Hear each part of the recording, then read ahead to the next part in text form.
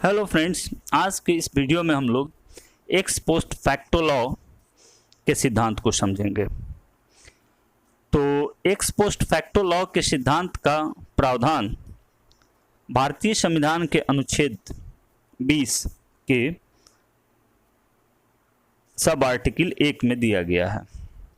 तो पहले हम लोग इसका अर्थ समझें कि एक्स पोस्ट फैक्टो लॉ क्या है। तो इसको समझने के पहले हम लोग जरा समझ लें एक्स पोस्ट फैक्टो क्या है। तो एक्स पोस्ट फैक्टो का मतलब होता है, अर्थ होता है कि घटना के बाद। और इस आधार पर यदि हम लोग एक्स पोस्ट फैक्टो लॉ का अर्थ निकालें तो इसका यह अर्थ होगा कि ऐसी विधि या ऐसा कानून जो रेट्रोस्पेक्टिवली दंड में वृद्धि करता है या दंड थोपता है, उसको हम लोग एक्स पोस्ट फैक्टो लॉ कहते हैं। अब ये सिद्धांत जो है भारतीय संविधान के अनुच्छेद 20(1) में दी गई है। तो 20(1) में जो प्रावधान दिया गया है वह डिस्प्ले हो रहा है स्क्रीन पर, आप देख सकते हैं। इस प्रावधान को यदि हम लोग ठीक से पढ़ें तो इसमें दो पार्ट हैं। दूसरा पार्ट है जहां से नॉर बी, वहां से दूसरा पार्ट शुरू होता है। तो इसके पहले वाले को हम लोग फर्स्ट पार्ट मान लेते हैं और नॉर बी के बाद वाले को सेकेंड पार्ट मान लेते हैं। तो पहले हम लोग देखते हैं फर्स्ट पार्ट को। तो यदि हम लोग फर्स्ट पार्ट को देखें तो इसका यही अर्थ निकलेगा कि यदि कोई एक्ट जिस रोज किया जाता है उस रोज या उस समय, जिस समय कोई कार्य किया जाता है उस समय वह कार्य अपराध के परिभाषा में नहीं है, तो इसको बाद के तारीख से अपराध घोषित नहीं किया जा सकता है। जैसे मान लीजिए कि आज के दिन में मैं कोई काम करता हूँ, मैं कोई कार्य करता हूँ और वह कार्य आज के तिथि में अपराध नहीं है, तो आज जो मैंने कार्य किया है इसको अपराध आने वाले दिनों में घोषित नहीं किया जा सकता है। ये आर्टिकल 20 का सबसेक्शन 1 कहता है, सब आर्टिकल 1 कहता है।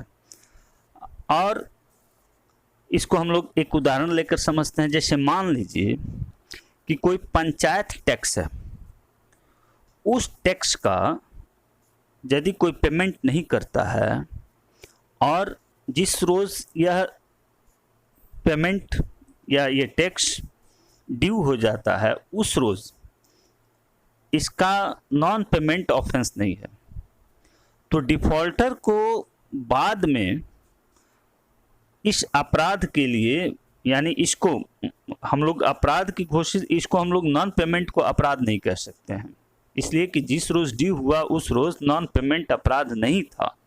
तो इसको हम लोग बाद में अपराध बनाकर, अपराध घोषित करके डिफॉल्टर को हम लोग दोषी नहीं कर सकते हैं। अब हम लोग इसको देखते हैं कि जो प्रोटेक्शन दिया गया है आर्टिकल 1 में, ये कब किसके विरुद्ध उपलब्ध है। तो पहला ये कन्विक्शन के विरुद्ध और दूसरा सेंटेंस के विरुद्ध ये बचाव करता है, लेकिन प्रोसिक्यूशन या ट्रायल के विरुद्ध बचाव नहीं करता है।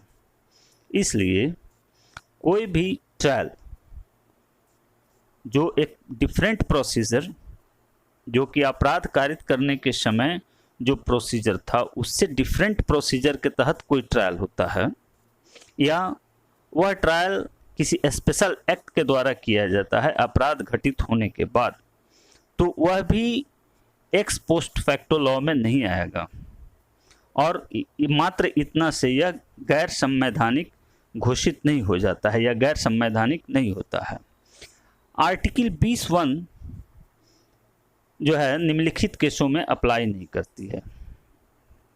सिविल लायबिलिटी के केसों में, सिविल प्रोसीडिंग्स के केसों में, प्रिवेंटिव डिटेंशन के केसों में और किसी व्यक्ति से सिक्योरिटी डिमांड करने के केसों में लागू नहीं होता है। अब इसके हम लोग दूसरे पार्ट को देखते हैं। दूसरा पार्ट कहता है कि जिस रोज कार्य होता है उस रोज जो पेनल्टी है जो पेनल्टी किया जा सकता है उससे ज़्यादा, उससे ग्रेटर पेनल्टी नहीं दिया जा सकता है वह घटना या वह अपराध कारित करने के बाद। यानी अपराध जिस रोज हुआ उस रोज जितना दंड किसी को दिया जा सकता है उससे अधिक दंड उसको बाद में विधि बनाकर नहीं दिया जा सकता है। तो जैसे मान लीजिए कि 1947 में कोई कार्य करता है कोई व्यक्ति और उस रोज़ के दिन में उसको 1 वर्ष का दंडनीय अपराध है जो कार्य जो है उसके लिए करता है, तो उसको 1949 में उस विधि में संशोधन करके 5 वर्ष का हम लोग नहीं कर सकते। विधायिका उसको बढ़ा नहीं सकती है। तो जो उस रोज यानी अपराध के तिथि के दिन जो दंड का जो पेनल्टी है उतना ही दिया जा सकता है, उससे ज़्यादा नहीं दिया जा सकता है। यह इसका आर्टिकल 20 जो है भारतीय संविधान के तहत फंडामेंटल राइट वाले चैप्टर में है।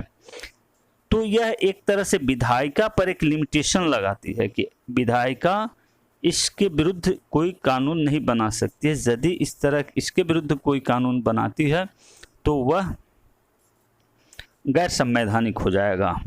तो यदि हम लोग संक्षिप्त में कहें तो आर्टिकल 20 के उपधारा 1 में 2 बातें हैं कि नो ऑफेंस विदाउट लॉ, यदि या यूं भी कह सकते हैं नो लॉ नो ऑफेंस।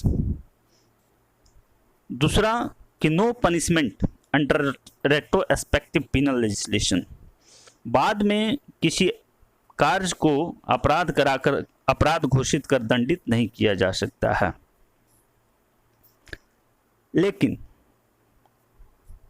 यदि कोई नॉन पिनल लॉज है यानी दंडनीय कानून नहीं है, उसके रेट्रोस्पेक्टिव ऑपरेशन को आर्टिकल 21 प्रभावित नहीं कर सकता है।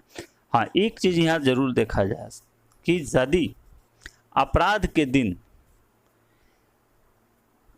जो अपराध किया जाता है उस दिन उस अपराध का दंड यदि 1 वर्ष था और उसके बाद उस अपराध का दंड कम कर दिया जाता है, जैसे मान लीजिए कि 1947 में कोई अपराध होता है और 1947 में उस अपराध का दंड 1 वर्ष था, लेकिन 1949 में उसको अमेंड करके 1 महीना के लिए कर दिया गया, तो एक्यूज इसका लाभ लेगा। तो यह फ्रेंड एक छोटा सा प्रयास था आर्टिकल 20 को समझने समझाने का। यदि कोई इससे संबंधित जिज्ञासा हो, प्रश्न हो तो कमेंट बॉक्स में लिखकर पूछ सकते हैं। धन्यवाद।